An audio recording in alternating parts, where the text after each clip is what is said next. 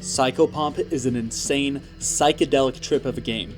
Except, instead of being a psychedelic trip, you've overdosed, you're frothing at the mouth, and you're writhing on the ground. In this game, everything ever told or taught to you is a lie, and the truth lies beneath the secret catacombs built underneath every public government building in your city. The strange worlds you explore underground carry disturbing scenes, strange inhabitants, and confusing discoveries which all lead to some grand climax which you can only march towards without even knowing what you're pursuing in the first place. From start to end, you will be captivated by some of the most batshit insane world building, characters, and scenes which could only ever be dreamt of by a madman. Come with me as I explain to you why you need to play Psychopomp. Come with me and let no more secrets be kept from you.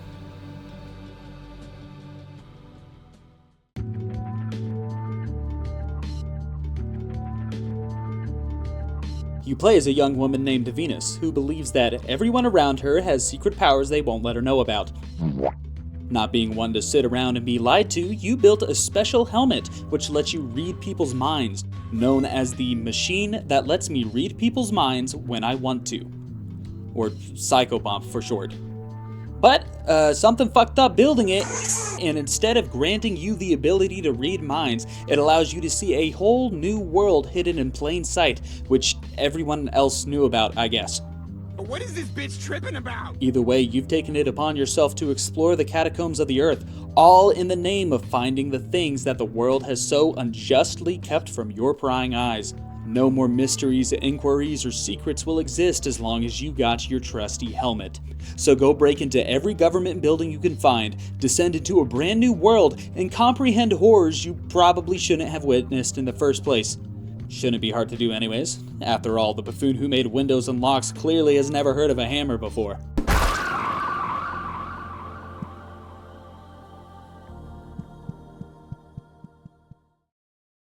Also, I know what you're thinking. No, you can't fix her. Why the fuck would you even think that? What is wrong with you? Don't even try. Get the fuck out of here.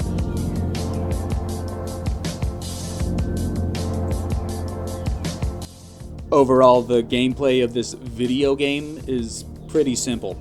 Walk around, solve a couple of simple puzzles, hold S and left click to cave in somebody's skull, and collect your prize of an oversized embryo.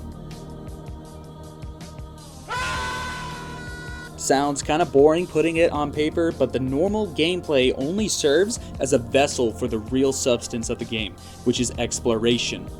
There are 9 unique levels of Psychopomp, not including the extra locations, which serve as separated realms to explore. Every area has some unique, overarching theme permeating the art direction of every level. Everything from the design, sound, and writing of every level comes together to create a wonderfully weird experience which is an absolute joy to explore every time. While exploring, you interact with the world in a rather unique way compared to other games. You're given 4 interaction tools, which you use to observe your surroundings, talk to your surroundings, feel your surroundings, and beat your surroundings. And it's a lot of fun to do all these things, by the way. Everything you can come across is always either baffling, awe-inspiring, disturbing, or funny, and you're encouraged to go forwards and see what's next, simply to figure out how the game is going to top the last genuinely crazy thing it showed you. This game is a living, breathing art exhibit where every world paints its own picture, oozing with a strange creativity unique to Psychopomp. And by strange creativity, I mean like actual genuine mental fucking derangement. For example, there's a scene in this game where you're exploring a factory hidden underneath a school and ask one of the workers what he's doing. He kindly explains to you that he's cultivating parasitic enamel which will be attached to the teeth of the school's children.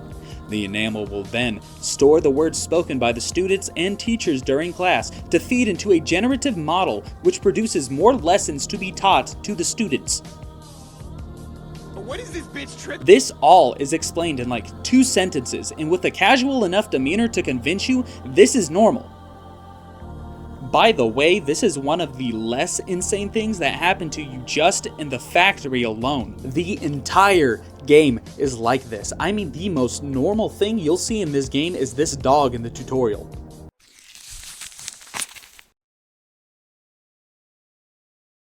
Alright, fucking never mind, I guess. Jesus Christ, dude. What the fuck? Also, if you couldn't tell, this game's got lore, baby.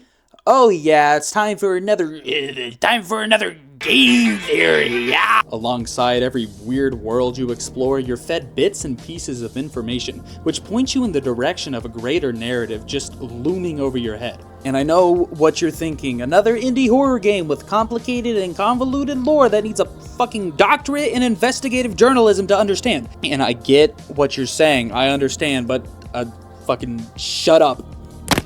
Psychopomp perfectly balances its breadcrumb trail of notes, offhanded comments, bonus worlds, and secret calls in a way that hides the story from you, but makes complete sense when all laid out. The main narrative is there for anyone who wants to look around, find clues in secret rooms, and piece together something that actually makes sense in this mindfuck of a game. Not to mention that the lore is built into the gameplay and encourages the player to interact with everything they find, which is the main fun of the game in the first place.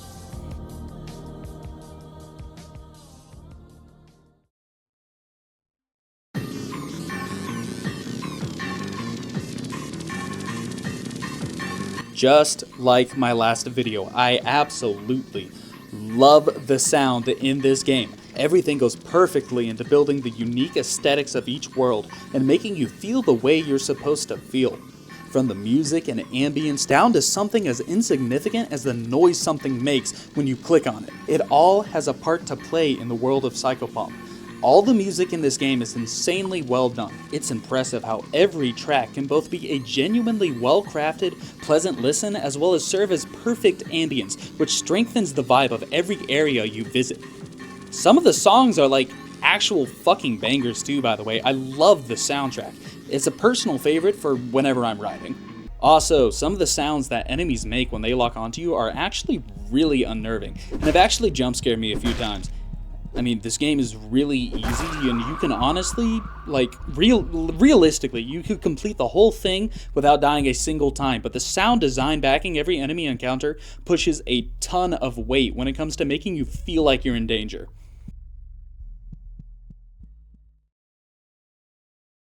Also, one last point, the death sound effect when hitting things with hammers is really cool.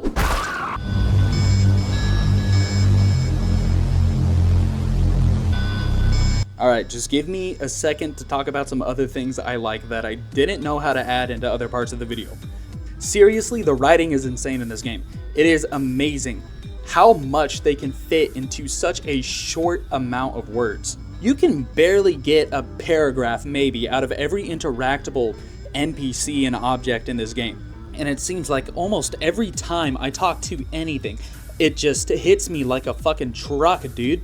This game is so good at just making you feel things with the smallest amount. I love the writing because it can make you feel so much with so little. I already talked a lot about how good the writing and sound design of this game is, but I want to stress how good this game looks too. The visual design of every world you pass through is incredibly well crafted and fun to look at, and perfectly shifts between intriguing, awe-inspiring, and discomforting whenever it needs to.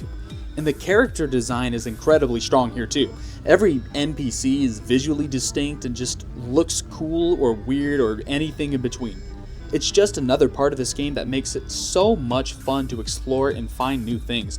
The enemies are really awesome looking as well. A perfect mix of creative and disturbing design here. Really fast, I know I'm rambling here, but I want to talk about my favorite level, the Children's Hospital.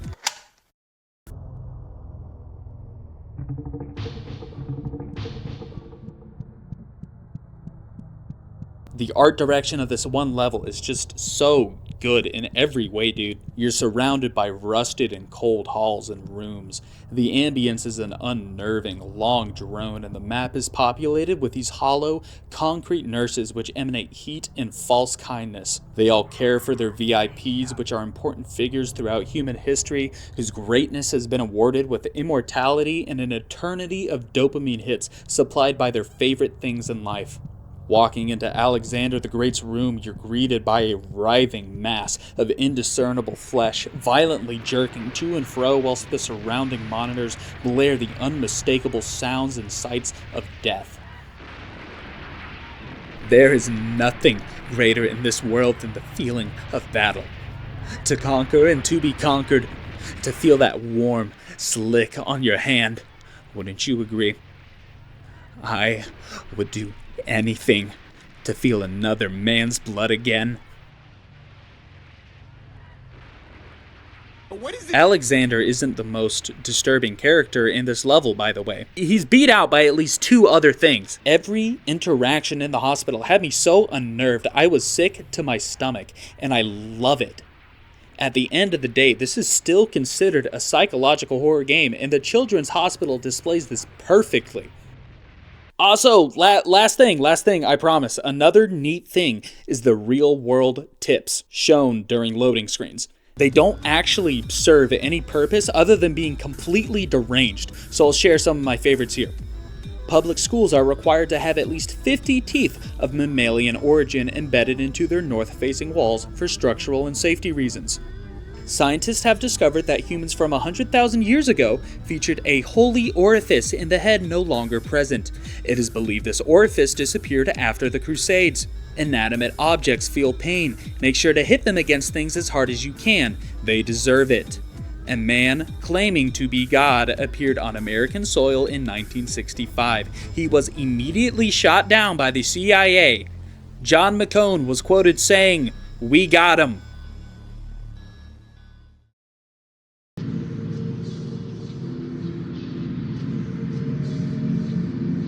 I don't really have any major complaints for this game, except maybe... Alright, I'm going to address the elephant in the room here. This game runs entirely off of tank controls for some fucking reason. You have very limited camera control, and moving across the world is way more complicated than it should be. The control scheme is difficult to get used to at best and downright detrimental to the game at worst. The purposefully stiff way you move around makes the game feel really claustrophobic and can make taking in a scene really difficult at times. On one hand, this can benefit the game. The claustrophobic feel can add to the game's unsettling moments, and the muted movement can force you to slow down and really take in the world around you. But on the other hand, it's just too frustrating to deal with 90% of the time to justify keeping it, in my opinion.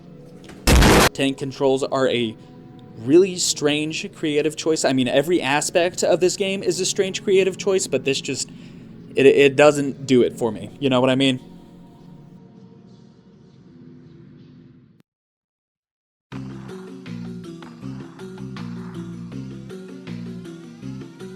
Psychopomp is an insane game that I love for so many reasons. It captivates you with strange, confusing, and disturbing worlds, all of which beam with passion and creativity in a way that not many other games do.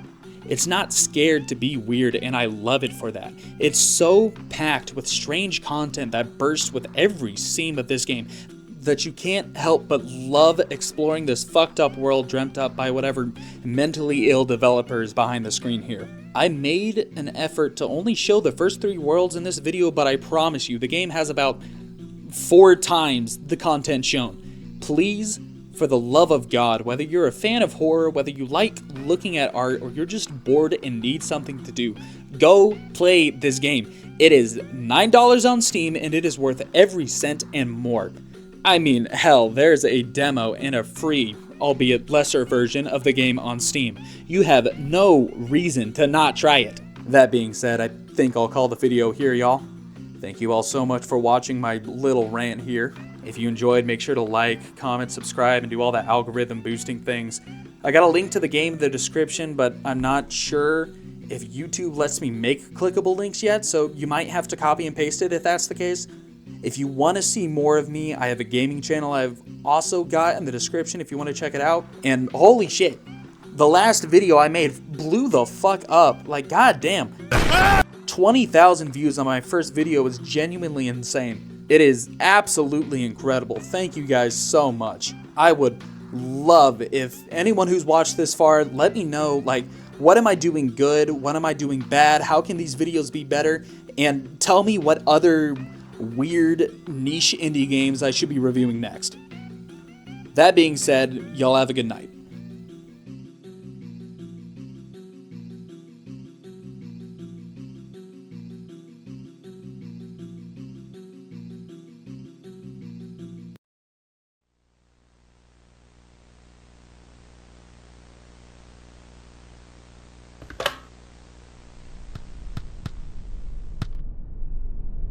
Every night I've dreamed of a flayed woman in my bathtub.